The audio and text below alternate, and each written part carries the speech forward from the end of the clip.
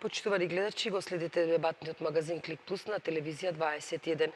Никој не ја знае точната бројка на загинати, ниту колкава материјална штета е направена по саботните поплави во Скопје. Дали катастрофата е Божја волја, дали природата или општеството се виновни за несреќата? Зошто Скопје го снајде ваква непогода? Во Клик Плюс одговори вечерва бараме од Беким Максути, заменик министер за одбрана, од господинот Атанас Трајковски, градежен инженер, господинот доктор Звонко Миленковиќ, директор на инфективната клиника во Скопје, и од Ѓорги Тодоров, сообраќајен инженер. Би сакала да ви посакам добро вечер и добре дојде, меѓутоа причината и поводот поради која што сме вечерва овде едноставно не дозволува. Во следна прилика секако дека ќе го направиме и тоа. Господине Максути, како заменик министер за одбрана и како министерство чија дел од надлежност е справување при вакви непогоди, имате ли последни информации или најнови информации за штета, можеби за некои нови жртви или исчезнати луѓе? Споделам заедно со вас и со сите граѓани тоа што се случило и тоа што сите ние, односно владата на Република Македонија е ангажирана во справување со ова елементарна погода која што не ја памтиме во историјата на нашата држава. Најпрво да ви кажам дека Министерството за одбрана, односно припадниците на армијата на Република Македонија се првите кои што ноќта на 6 август излегува на терен на помош на граѓаните кои што беа во животна опасност. Не би сакал да кажам за колкава бројка на луѓе кои беа спасени станува збор, затоа што таа беше огромна. Секој гледаше колку што може да помогне, познавајќи ги приликите од една таква елементарна погода која што не ја памтиме и кој што дел од нашите припадници од полкот за специјални операции кои што беа првите кои што влегува во Сингелич, односно во другите подрачја и во Стајковци, на испомош на граѓаните кои што се најдоа поплавени од попладневните часови во тој многу пороен дожд, односно водена бомба, така речена некој друг речник, па се до нормализирање и секојдневно, значи и до ден денес и ќе продолжиме понатаму да бидеме ангажирани во нормализирање на состојбата. Господине Трајковски,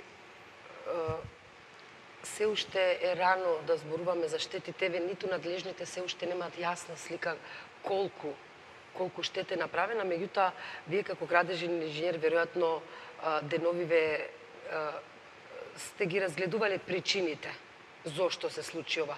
Па затоа ве прашувам зошто му се случи ова на Скопје. Добро вечер како прво. Јас сум Атанас Трајковски, дипломиран градежен инженер и представник на независниот градежен синдикат, синдикална организација скратено ГРИД. Значи, за да можам реално да ги согледам причините, јас бев директно на терен, затоа што градежништвото уствари е повеќе на терен работа, освен во канцеларија, во проектантско биро, на терен. Значи, поминав, ги разгледав ситуациите, затоа што не сум бил вклучен директно во овој проект, така да не знаев. Меѓутоа морав да поминам за да не би давал паушални размислувања. Причините можат да бидат повеќе. Не можат, него се повеќе. Меѓутоа, сливното подрачје, најглавен проблем е сливното подрачје. Сливното подрачје во делот на Скопска Црна Гора е многу важен фактор кој влијаеше на ова катастрофа. Зошто? Значи, тоа сливно подрачје не е од вчера, тоа е со години. Меѓутоа, таа вода, атмосферските падавини, значи врнежи, снег, дожд и такви работи, се случуваат секојдневно. И таа вода, како што гледаме по телопите, таа вода си тече, таа со години уназад, значи години, од кога постои земјата, таа си ствара своји патишта, своји вододерини. Тие патишта на водата, тие текови на водата, се наеднаш, значи, прекинати. Значи, пореметена е таа состојба на тековите на водата со изградба на ова обиколница, значи на овој дел, обиколницата околу Скопје. Фактички тука се направи промена. Ние во изградбата, проектирање и изградбата на сообраќајниците во кои спаѓаат патиштата и железниците, ние се трудиме проектот, значи градбата, да се вклопи во природната средина, да не направи никакви промени во таа природна средина. Во случајов со изградбата на патот, на обиколницата, која што е во поголем дел во насип, а има дел каде што е во усек, кој разбира ќе ги свати овие работи, значи насип е кога е над нивото на земјата, усек е кога се вкопува, значи кога се прави усек во земјата. Значи со тоа се направи промена на тој режим на сливното подрачје. Значи водата веќе нема тие природни токови кои ги имаше претходно. Се направи промена и јас мислам дека тоа го увидува сите, меѓутоа најверојатно се мислеше ајде нема да се случи овакви дождови. Значи не се ни Господ, не се ни харп, не се ни ова се случува, дали на 50 години, дали на 100 години, или не дај Боже Скопскиот земјотрес. Се случува, тоа е природата, таква е. И не се земени, се извинувам, не се земени најверојатно до крај во обзир, а причините кои се, јас мислам дека се повеќе за да се помине поевтино. Значи во ова како што ги гледаме на телопот имаме насип.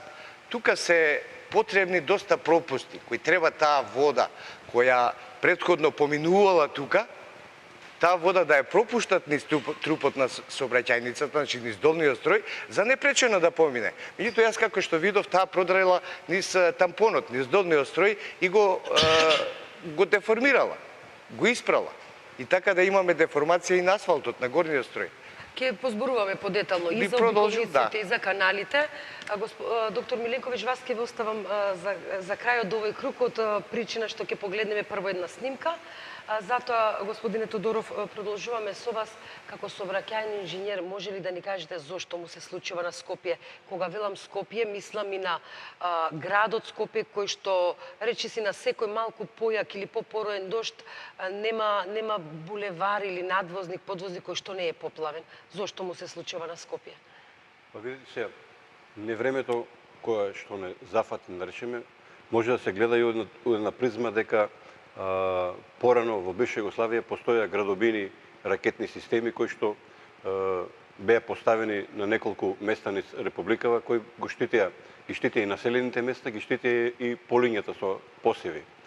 Значи нарушувањето на тој градобин систем, значи кога би тој функционирал, да речеме, во појавата на овој облак, пред да се појави, пред да почне да врне дождот, значи испукување 3, 4, 5, 6 ракети, значи можеше тој облак да биде разбиен на помали облаци и со ветерот да биде разнесен и така да немаше да има толкава концентрација на огромно количество на вода и да дојде до овие поплави. Значи од оваа гледна точка кога гледаме така. Инаку обиколницата можеме да кажеме дека во оваа катастрофа настрада како градежен објект, затоа што пропустите кои што се направени као мостови, значи не се доволно добро испроектирани во однос на врнежи од дожд, да речеме од 100 литри до 200 литри вода количество на метар квадратен. Можем да кажем за обиколката дека јас од идеја до проект и до тендер, значи е моја заслуга која што се изгради во Скопје. Тоа време бев јас помошник председател на градски комитет за урбанизам, комунално-стамбени работи и сообраќај и кога шетав низ републикава гледав дека сите градови има обиколка, а Скопје мачеше со товарниот сообраќај кој што тоа време минуваше низ централното градско подрачје и по улицата Пластика, така популарно наречена, значи булевар Југославија, да. И дојдов до идеја, значи од идеја до проект, секторот за сообраќај ја водеше цело време, ја градевме. Потоа кога станав пратеник како член на управниот одбор во фондот за патишта тогаш, по моја упорност се стави на дневен ред за да се распише тендер да се отпочне градбата. За деталите токму ќе ни за по деталите објасните покажа. зошто малку подоцна ќе ни објасните зошто е изградена, како е изградена и За дали пропустите ќе кажеме после. дали можеби има пропусти, дали придонеле Можеби се да за кажеме. поплавите. Малце подоцна ќе навлегуваме во деталите, меѓутоа пред да му дадам збор на доктор Миленковиќ, јас ќе замолам режијата да го погледнеме прилогот на колешката Габриела Димковиќ-Мишевска и се враќаме во студиото.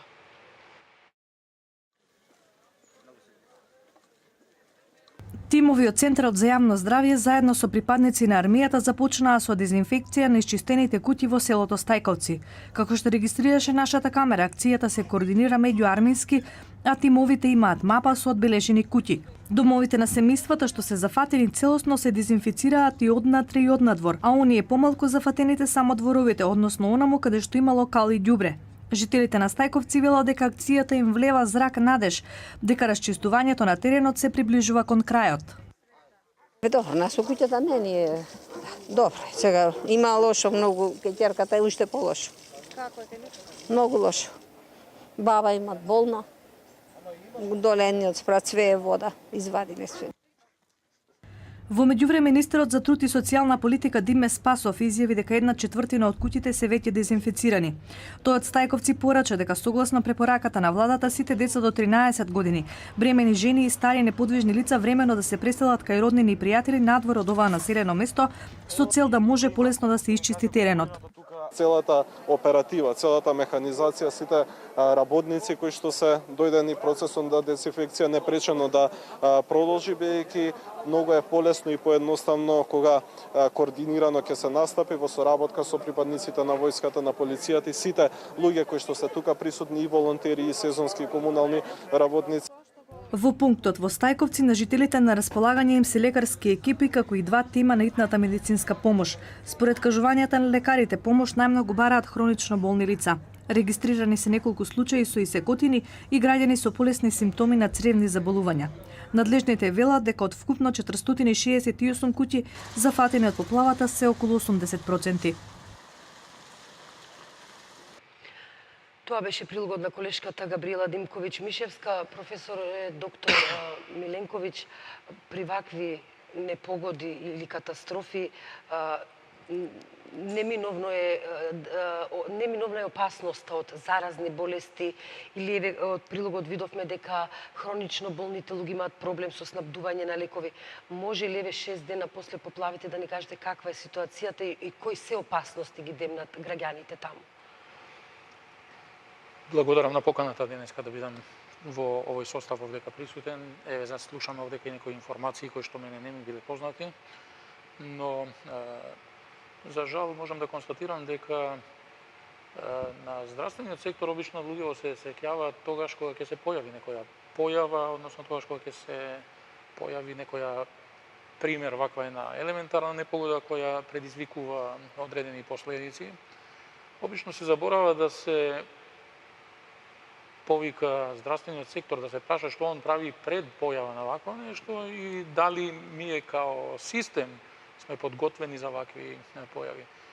За жал гледаме овде, видовме на овој телоп овдека дека веќе се работело на терен, но ја можам со гордост да кажам дека здравствениот сектор е од првиот момент вклучен во ова и не се само овие два, односно 3 тима од здравствениот сектор кои што се присутни на теренот, него се присутни многу повеќе. Односно присутни се и структури од специјалистичките структури во клиничкиот центар на медицински факултет во Скопје, кои што интензивно работат од првиот момент на појава на ваквата, на последиците на ваквата една временска непогода. Можам да констатирам дека ние години наназад во сегментот на инфективните болести, пошто тоа е интересот кој што дека слушнав, работевме многу, имавме многу прилики да се сретнеме по медиумите со разни видови на закани од инфективни заболувања, од различни видови на инфективни заболувања. Ова е една од поинакви малце од оние со кои што сме се среќавале, макар да во изминативни периоди ние имавме прилика да и минатава година, и прекминатава година, и во континуитет речиси секоја година се повторуваат некои ситуации, но ова е секако исклучителна по однос на последиците, односно жртвите човечки со кои што се судруваме, но тоа е и глобален феномен, не е упрашање да само Република Македонија е предмет на вакво нешто, туку станува збор за еден глобален феномен во кој што е навистина тешко или воопшто невозможно да се предвиди појава на вакви природни непогоди кои што резултираат со дури и со вакви последици. Дали системот е подготвен, односно дали системот соодветно одговорил, па имавте прилика и на Телопод да видите дека на терен интензивно е работено, односно здравствениот систем, ќе повторам, од првиот момент е тамо ангажиран. Инфективните болести не се тие од кои што се очекува да се појават на почетокот на ваков тип на непогоди. Иако ние од почетокот сме ангажирани, но секако подготвителните мерки кои што се прават, се мерки кои што се преземаат пред, во текот и по завршувањето на ваквите појави, што значи дека ние во сите тие сегменти имаме навистина изграден еден сериозен модел кој е исклучително флексибилен, кој е исклучително адаптабилен, кој е исклучително еластичен и во кој што сме спремни да во секој момент на евентуална појава или епидемиска појава на инфективни болести се одговори соодветно. Тоа можем да го гарантирам во овој момент, пошто екипи на инфектолози има и на терен, не само во стационарниот сегмент, туку учествуваат заедно со екипите од превентивната структура во здравствениот сектор, апсолутно од... Што забележи екипите на терен? Имате ли информација, докторе? Не да имаме информација, сум постојано таму, односно сите информации се слеваат на едно место. И што забележувате? Значи, ова е еден од клучните прашања, значи, во фокусот на интересот и во овој момент кој што ми ја правиме проценката, риск асесмент, значи, на проценка на ризиците кои што дека постојат, и тоа е еден континуиран процес, не е нешто кое што се прави веднаш и тука завршува. Станува збор за еден динамичен процес кој што се менува од момент во момент и во тој сегмент ние ги предвидуваме на вистина сите оние етапи, фази од развојот на последиците и можните причини за појава на инфективни болести. Вие знаете, во ситуација кога станува збор за поплави, секако дека се очекува дека примарно ќе бидат застапени оние заболувања кои што бараат пренесувач, vehicle, пренесувач, значи на причинителите од човек на човек или од средина на човек, дека слушаме нешто околу средината кој е клучен фактор, тоа е фактор на така наречениот контекст. Инфективните болести во ваква ситуација не можете да пронајдете некој учебник или некоја книга каде што ќе видите еден модел идентичен, него се исклучително контекст зависни. Зависат од многуте предуслови кои што во една средина постојат и ние тука ги класифицираме во повеќе, не сакам да го замарам аудиториумот со ова, но тука се нас тип, односно одредени социјални, одредени економски, одредени технички, одредени научни, одредени од средината фактори, еколошки фактори, услови, законодавство, односно законски некои предуслови кои што постојат, рамки и така натаму. Така да тука има повеќе фактори кои што се предмет на вакви проценки, но секако дека ние следиме оваа динамика, можам да ви кажам дека она на глобално ниво, она што се очекува, инфективните болести не се тие кои што од првиот момент на ваква една елементарна непогода може да се очекуваат, па се од прилика постои едно правило 3-4, односно 3 четворки, а тоа е правилото, да кажеме, некаде до четвртиот ден углавном доминираат оние што сте имале прилика да ги видите, а тоа се разни видови на повреди и секако од наш аспект превенција на последиците на таквите повреди. Ја знаете од првиот момент, еве и овде некој спомна, дали беше на Телопод, не можам да се сетам, али веројатно да, се укажуваше на тоа дека превенција против тетанус е тука спроведувана. Тоа секако дека е една од значајните мерки во ова почетна фаза, имајќи предвид ризиците да отворени рани, повреди со поголеми или помали предмети можат да резултираат со вакво нешто. Втората четворка, односно по четвртиот ден од прилика, а ние сме сега веќе недела дена, иако ние од првиот момент се подготвуваме, значи втората се однесува углавном од четвртиот ден до негде четвртата недела и тука се очекуваат оние кои што се пренесуваат преку вода, waterborne, или оние кои што се пренесуваат преку вода, оние преку храна, оние кои што болести кои што се пренесуваат преку други видови на пренесувачи, да кажеме различни глодари и така натаму. И третата категорија се третата од ова категорија на 3/4 и оние кои што можеме да ги очекуваме во периодот после тоа, односно така наречените vector-borne или оние кои што се пренесуваат преку вектори. Значи, ние сите овие сме ги предвиделе во фаза пред да за вакво нешто се појави. Од тука укажувам на еден навистина зрел модел, изузетно флексибилен, прилагодлив на разни видови на предизвици кои што резултираат со слични синдромски или форми на заболувања, примарно од инфективна генеза, но е лесно применлив и на други видови на закани кои што може да се појават во вакви средини. Ние од првиот момент сме тука вклучени и навистина следиме зрело сета ова ситуација. Господине Максути, факт е дека веќе надлежните што треба да се справат со последиците, меѓу кои е и армијата на Република Македонија, се веќе на терен и работат на расчистување. Меѓутоа, ова е 6-ти ден од поплавите. Дали можеше поинаку, дали можеше побрзо, дали конкретно доаѓаат од Министерството за одбрана, дали армијата можеше побрзо и поинаку да реагира? Јас уште еднаш ќе повторам на краткото што го реков, дека ние навистина први бевме кои што интервениравме на терен, навистина спасивме многу луѓе. Јас жалам исто како сите други членови на владата, односно луѓе во Македонија што жалат за изгубените животи, кои што се од различни места, различни етникуми и така натаму. Значи гледаме дека една ваква несреќа не бира кого и врз кого ќе падне. Ако сметам да кажам во однос на моменталната ситуација каква е на терен, согласно уставот и законите, значи точно дека армијата на Република Македонија е една од мисиите да помогне во вакви елементарни непогоди. Ако прашуваме дали може подобро, секако дека може подобро, секогаш. Во однос на ова сега ја не би рекол и не би сакал да барам кој е кривиот во целиот овој хаос што се случи после ова елементарна погода.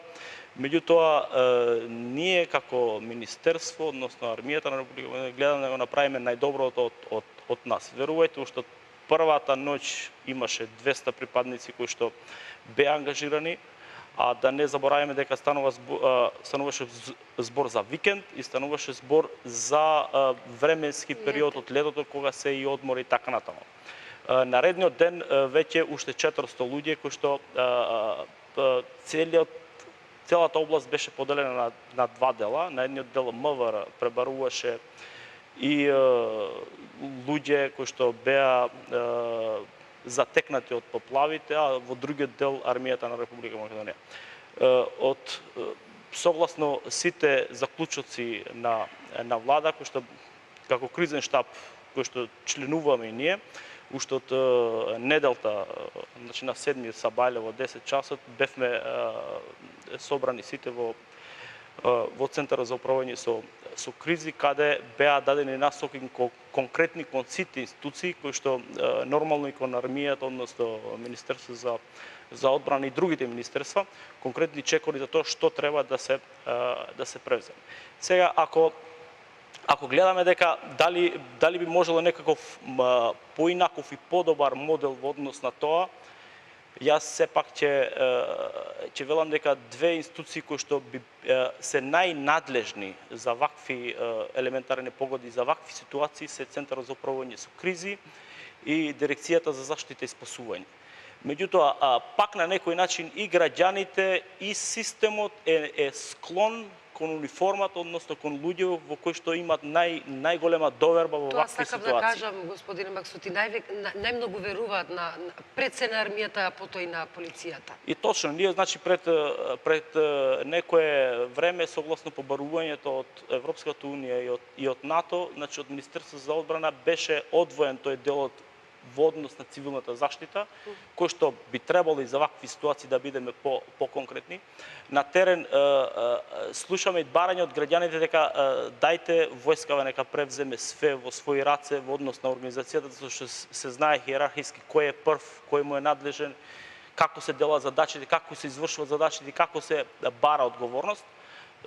Точно е сега дека има потешкоти во однос на справување со ситуацијата, но сето тоа е во рамките на дозволеното, затоа што треба да ги разбереме и тие граѓани кои што се погодени. Се работи за една огромна просторија, значи со повеќе од над 5000 куќи, односно семејства, со бројка од население, значи над 28.000. Многу густо населено место, може да ви кажам дека е второ густо населено место во Република Македонија, односно после Чај, значи населовата Сингилич, Газибаба и така натаму е второ најгусто населено место и каде што на вистина куќите, дворовите, уличките се претесни за да може да влегува и механизација и било што друго за да се извадат и да се исчисти тој нанос. Доста сме ангажирани на терен, посебно ние, и доста има и волонтери кои што се приклучуваат и кон нас, и кон целата акција за расчистување.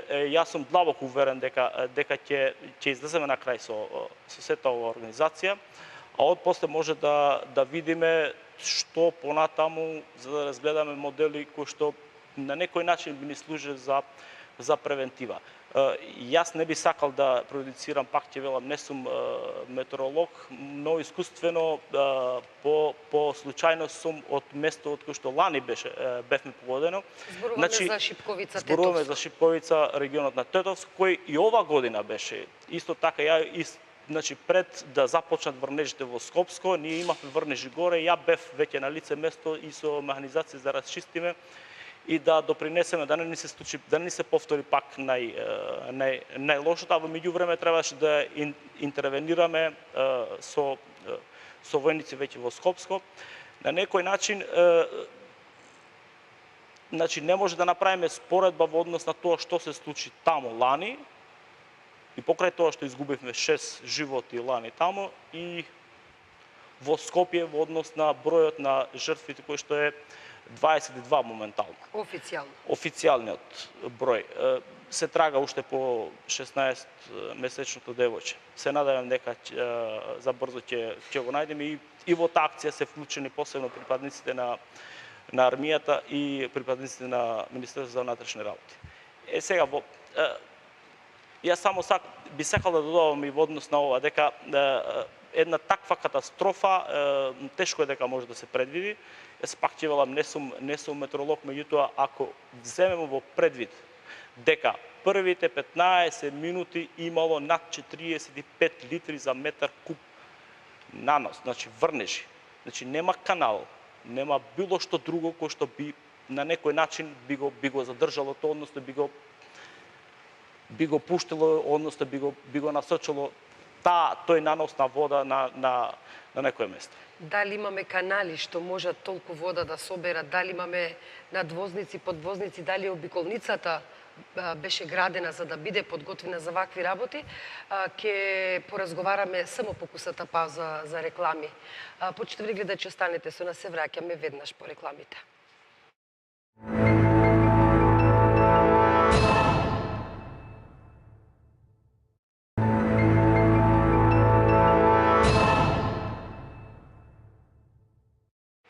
Продолжуваме со дебатниот магазин Клик Плюс, почитувани гледачи.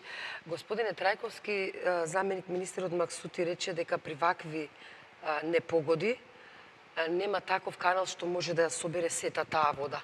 Меѓутоа, сведоци сме дека и при помали врнежи каналите се затнати, надвозниците, подвозниците во Скопје пливаат во вода. Дали можеби начинот на градба или проектирањето, тоа ќе ни го објасните, влијае врз сето ова што ни се случува? Дали има пропусти можеби? Што е проблемот? Проблемот, јас го гледам, освен јас мислам дека и другите мои колеги, стручњаци, еминентни колеги, би се сложиле со моето мислење. Јас само сакам да нагласам дека Има една поговорка: подобро да се спречи отколку да се лечи. Не треба да се справуваме со последиците, туку да се справуваме со причините кои довеле до ова. Значи, јас нагласив пред малку дека претходно имало извесен режим на одведување на овие води. Значи, направени се заштитни канали, тие постојат. Меѓутоа, со новиот режим, со новата конструкција, таа веќе ја изменува конфигурацијата на теренот. И веќе тој терен не е истиот, значи не може да бидат истите правила, истите работи што се случувале пред тоа да бидат и после тоа. Значи, јас мислам, се сложувам со колегата и дека на времето пред 25-30 години постојаа градобини ракети кои мислам дека успешно се справува, иако бев дупло помлад него сега. Успешно се справува со разбивањето на тие градобини облаци, на било какви облаци се справува. Значи, со тие горните, затоа требаше овде да биде, мислам, и метеоролог и човек од хидротехниката да има кои по-стручно, затоа што ние денеска мислиме дека јас знам све. А не знам све. Јас сум стручен во мојата област. Значи, хидротехничарот, сообраќајниот инженер се стручни во својата, така да морало да се направи една спрега, една синтеза меѓу стручни мислења. И мислам дека се направи. Меѓутоа, проблемот го гледам во недоволната изведба на недоволниот број на пропусти низ трупот на сообраќајницата и каналите и канавките што канавките што ја спроведуваат водата да не дојде до сообраќајницата. Јас и друго приметив, значи селото Стајковци и натаму, значи Сингелич, беше поплавено затоа што од моја гледна точка беше поплавено од причина што тој режим на одведување на водите се смени, не беше истиот, недоволен капацитет на пропустите кои треба да ја спроведат водата.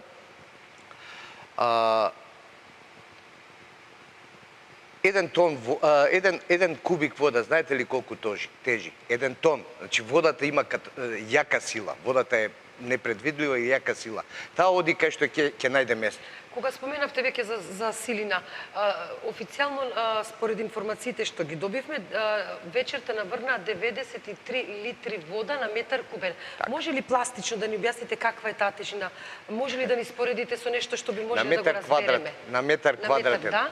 То знаете ли што значи? Тоа отприлика е со 100 литри, ќе земеме 93 дали 100, мање више. Значи, рачунајте дека на 10 сантими, ако веќе на метар квадратен наврнува 100 литри, на 10 сантими, што мислите, колку, еден тон, тоа е 1000 килограми, значи 100 литри вода на 10 сантими висина. Имам информации дека Смилковско езеро, не сум сигурен, нема време да ги побарам податоците, значи треба детална анализа да се направи, да се најдат податоци, дека Смилковско езеро се качи водостојот, се качи за 1 метар. Така да верувам дека и од Скопска Црна Гора и од другото сливно подрачје веќе почнувајќи од Арачиново преку Брњарци, па Стајковци и Ченто. Тоа е таа Брњарци, траса. Настрада Брњарци, Сингелич, Стајковци, затоа што Стајковци е во една депресија. Народно речено као во дупка. Да. И така да сообраќајницата дојде како еден вид насип кој ја спречи водата да се иде по тој природен тек што го имала. Значи, канали се направени за заштита. Значи, имаме повеќе канали. Сега јас мислам дека се... Не можам да преюдицирам, затоа што не сум видел дали се чисти, дали се чистат. Тоа е... Борете.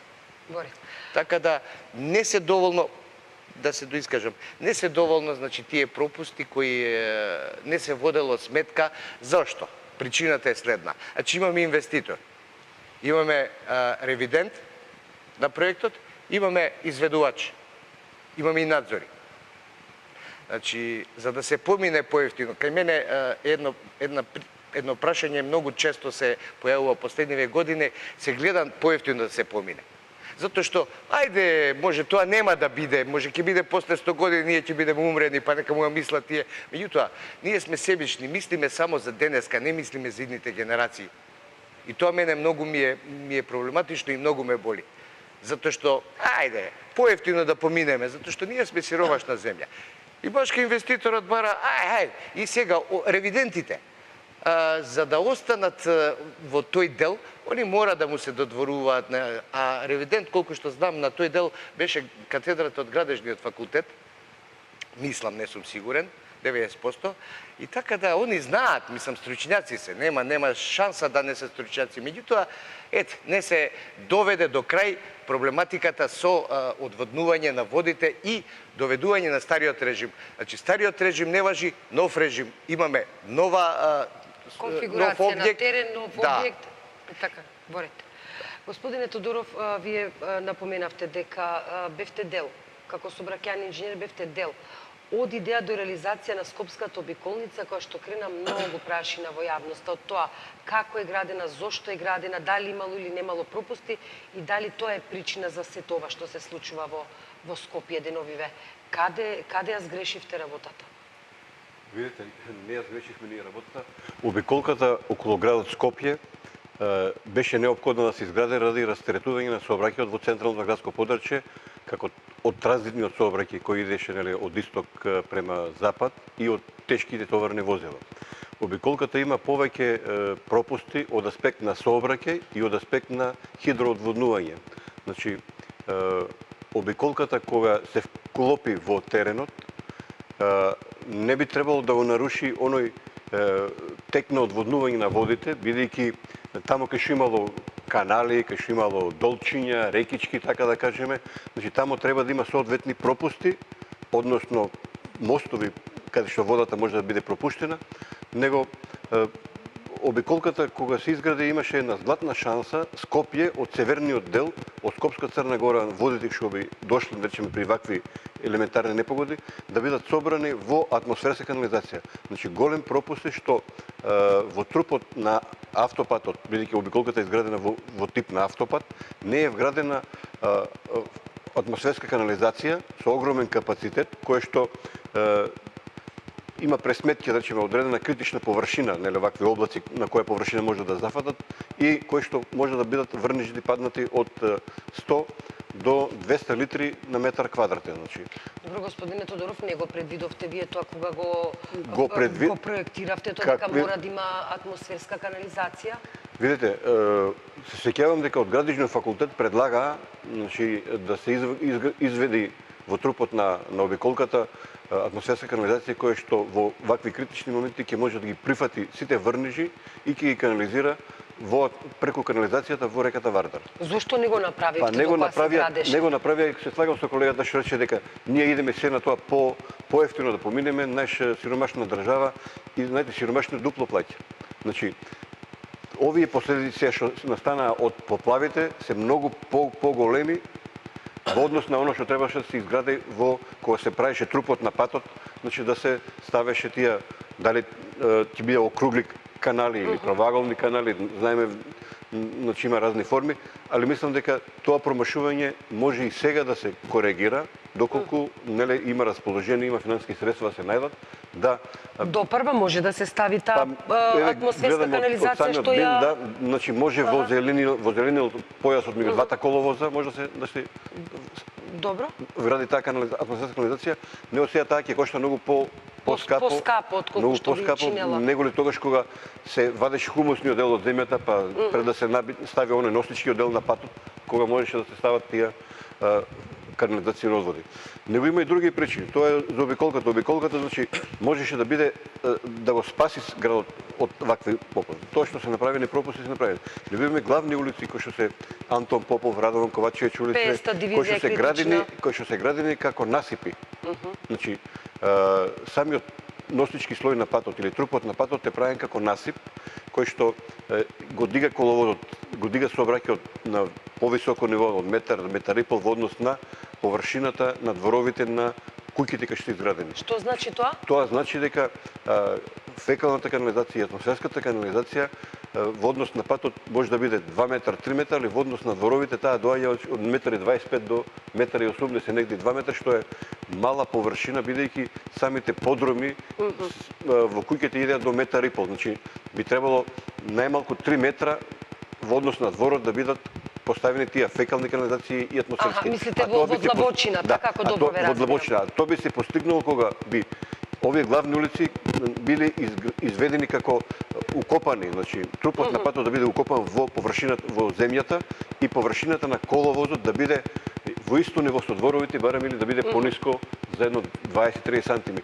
Тоа исто може да се коригира, сепак сега секоја инвестиција дополнителна ќе кошта многу повеќе неголи на време кога би било тоа направено. Значи овие технички пропусти имаат свое влијание врз она што се случи, да речеме, со поплавата, кој што не ги примија доволно водите. А друг аспект е и нечисти каналите кои што се претходно постоеле пред да се изгради, значи обиколката, тие не се чистеле редовно, полни се со отпадот што се фрлат на населението, обраснати со трева и ред други работи, на тој начин, значи Тоа е не може се да само ја примат причина повеќе за да има повеќе причини, од тој аспект не може да ги примат она количество на вода кога се чисти каналите кои што вода треба со голема брзина да истече, значи сепак овие предмети што се фрлат во каналите и тревата, таа ја успорува движењето на водата и го крeva нивото и тоа доаѓа до изливање на лево и десно од самите канали, доаѓа до поплавување на куќите и на објектите. Професор доктор Миленковиќ, повелете? Да се надоврзам само 2 минути. Повелете. Значи во градежништвото, значи хидросекторот, значи во секоја урбана средина во град и села може да биде, зашто не? Значи имаме проектирање на водовод и канализација. Тоа проектирање се рачуна 50 години однапред. Така да, ова што се случи со Скопје, тие 50 години оддавна завршија за капацитетот, значи на водовод. Знаеме дека со новите градби се намалува и притисокот во горните катови на водоводот. Ајде, тоа мање више ќе се стави пумпа, некоја па ќе дигне водата, притисок ќе има. Меѓутоа, зашто имаме поплави и во урбаниот дел? По улиците. Зошто? Затоа што капацитетот на атмосферската канализација е толку мал што не може да ги прими сите води наеднаш и тогаш се случува значи течење по улиците на водата затоа што канализациониот систем не е доволно голем, нема доволно капацитет за да ги прифати тие води. Ве молам кусо и да преминеме на Сакам да кусове молам. дополнам колегата дека со измените и допуните на деталните урбанистички планови се оди со доградба и надградба на катноста кај објектите, со тоа што се зголемува, нели, како да кажам, количеството на води што може да се појават како фекални и ред други работи, бидејќи се зголемуваат број на станови, број на жители, а капацитетот останува ист и на фекална канализација и на атмосферска канализација. Значи, ние треба да направиме промена во законодавството, значи пред да се овозможи измена и допуна со зголемување надградба и доградба, претходно треба да се реши ова канализационата инфраструктура за да може да го допушти тоа зголемување на доградба и надградба. Кај нас тоа не се практикува и затоа се случуваат вакви катастрофи. Професоре доктор Миленковиќ, споменавте 3 четворки, односно 4 фази на евентуална појава на различни болести. Дали тоа значи, бидејќи тоа би траело со месеци, претпоставувам, дали тоа значи дека до прва треба да очекуваме некоја епидемија на болест и што всушност да направат граѓаните доколку се случи тоа? Морам да признам дека многу ми се допадна пред малце од еден од соговорниците кој што кажа нешто као народна поговорка, подобро да се спречи отколку да се лечи. Тоа не е народна поговорка, тоа е фундамент во медицината. Тоа е фундамент во инфектологијата пред се. Зашто ми ја правиме планови? Зашто правиме универзални модели? Зашто правиме такви планови кои што се лесно прилагодливи, растегливи, флексибилни, адаптабилни? Но претпоставам дека во медицината тоа може да го направите. Способни да превенираме последици. Примарно последици на нештата кои што се случуваат. Појава, јас ќе повторам, тешко да може некој да предвиди, па и да направи таков систем во кој што нема да се случи таква појава. Но да спречи последици од истата, тоа секако да. Значи, она што ние го правиме и од тука ќе биде и поентата на овој ваш комплексно, ова прашање кој што го поставите е многу комплексно. Многу е тешко да се одговори со една реченица. Е изузетно тешко да се предвиди натамошниот тек. Но природниот тек е едно, а друго е текот кој што резултира као одговор на она што ние го правиме за негова модификација, односно ублажување негово. Значи во тој контекст морам да кажам, тоа не се 4 фази, тоа се 3 фази, ама со по четворка овака во основата. Едната е до 4 дена, другата од 4 дена до 4 дена. А затоа споменавте 3 четворки. Тоа се 3 фази кои што ми е грубо шематски сме ги поделили, не дека тоа е нешто безусловно што ќе се случи по него, но сметам дека во таква една проценка лесно можеме да предвидуваме приоритетни постапувања за спречување на епидемиска појава на одредени ситуации. У секој случај е клучно прашањето дали ќе се појави една инфективна болест, дали ќе се појави една инфективна болест во епидемиски размери, што е чекор, многу чекори повеќе од она претходното, зависи од повеќе фактори, примарно, да кажеме, од ендемичноста. Во оваа фаза на проценка на ризиците ние секако ја следиме ендемичноста, односно познавањето на ситуацијата со причинителите на разни заболувања пред појавата на оваа непогода природна. Секако дека во ситуација кога она се појавува се добива на интензитет и на екстензитет на истото. Второ, зависи секако дали ќе се појави или не од степенот на евакуираноста, односно раселеноста на популацијата која што тамо живее. И трето, од време траењето на као клучно време траењето на дисрупцијата, на оштетувањето на основната базичната инфраструктура која го поддржува системот на одржување на хигиена, вклучително струја, вклучително санитари, вода, водоснабдување и така натаму, што е клучно прашање. Можам да кажам повторно со гордост дека сме направиле многу чекори управо по сите овие 3 фази. Значи, по однос на водоснабдувањето видовте рекорден одговор за исклучително кратко време ваква една тешка хаварија е постигната. Исто по однос на мерките со кои што се превенира појава на инфективни болести, по однос на дезинфекции, на сега следат чекори на дезинсекција, дератизација, оние кои што се очекува во периодите на втората или третата фаза, која што однак шематски се обидов да ја поделам во истите. Значи се прават навистина едни крупни чекори во кои што се надевам дека временскиот тајминг кој што ние сме го предвиделе од некаде околу 3 месеци може да биде исто така модифициран. Се зависи од тоа, од степенот на тамошните постапувања. Нашите постапувања се навистина исклучително зрели и се надевам дека ќе последиците да ги сведеме на вистина на минимум. Тоа не значи дека може да се спречи.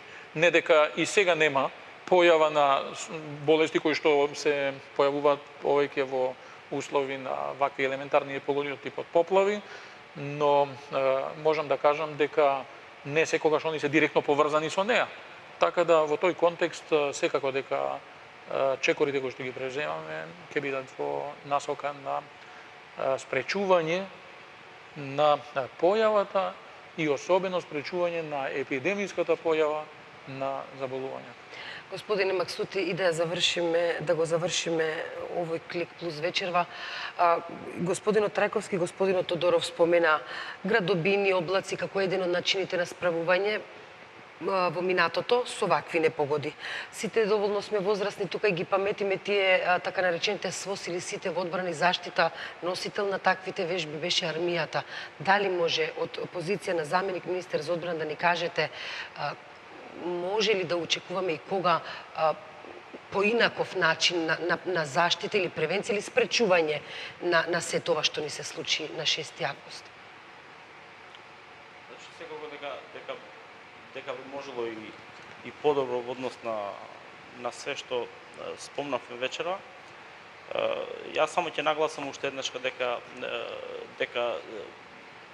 во светот се познати неколку различни системи на заштита, односно превенција и справување со вакви кризи, пошто пред се и превенција, меѓутоа и последиците во однос на справување со вакви кризи. Ние навистина се трудиме да го направиме најдоброто од нас. Работиме заедно со Дирекцијата за заштита и спасување и Центарот за управување со кризи. Како влада, уште еднаш, значи, секоја вечер, може да ви потврдам, еве носиме неколку дел од заклучоци. Имаме седници на влада Кризниот штаб. кај што разговараме за се што е направено во текот на денот и за идни чекори за понатаму. Еве можем само да ви прочитам неколку Ве молам кусо она што е најважно, бидејќи мора да привршиме. Дека моментално, значи, доста се работи на терен. Од вчера е започнато и во трета смена да се работи на терен. Јас би апелирал до сите граѓани, посебно до најпогодените, да им излезат во пресрет на институциите, на сите кои што се ангажирани во однос на што е побрзо расчистување на сето што Како се да го случува. направат тоа, министре?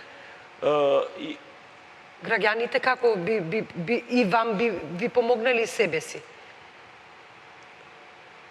Па, уште од стартот ние имавме проблем со сообраќајот. Министерството за внатрешни работи и армијата на некој начин си го регулиравме тоа. Значи имаше недостаток на машини донесени и од други градови. Има дел од машините кои што не можат да влегуваат во тесните улички и огромниот број на куќи кои што се погодени, меѓутоа јас би апелирал до граѓаните да бидат трпеливи затоа што од негде мора да се почне. Сега дали ќе се почне од првата куќа или од последната куќа од другата страна, па ќе се стигне до центарот и така натаму, многу е битно за да имаме едно тековно исчистување на све што е оштетено таму. Многу е битно во однос на ова. Значи, пак би сакал и апел до медиумите да навистина ја ви благодарам на вашата телевизиска куќа која што навистина професионално се известуваат од терен, но и до другите да не го злоупотребат, односно да не го искористат овој момент и да се дофокусираме во однос на други работи. Значи, најбитно ни е сега да расчистиме све, да не настане она што и докторот си кажа, не дај Боже, некоја епидемија, затоа што ако имаме ќе бидат многу поголеми. Да, ако имаме една таква состојба, веќе ќе треба да се прогласува вонредна состојба на подолг период. Тогаш треба веќе скроз да се евакуираат сите луѓе од таму, па да се исчисти, па да се дезинфекцира и така натаму. Јас мислам дека овој временски период сега направено е доста.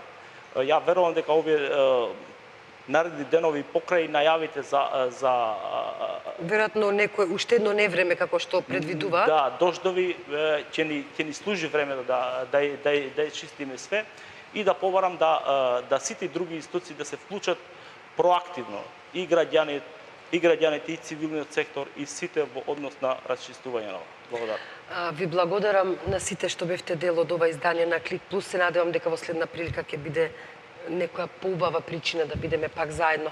А вам, почитувани гледачи, ви благодарам за вниманието. Останете со нас, следуваат вестите на албански јазик, а веднаш потоа и на македонски. Од дежурната екипа ви посакувам мирна ноќ.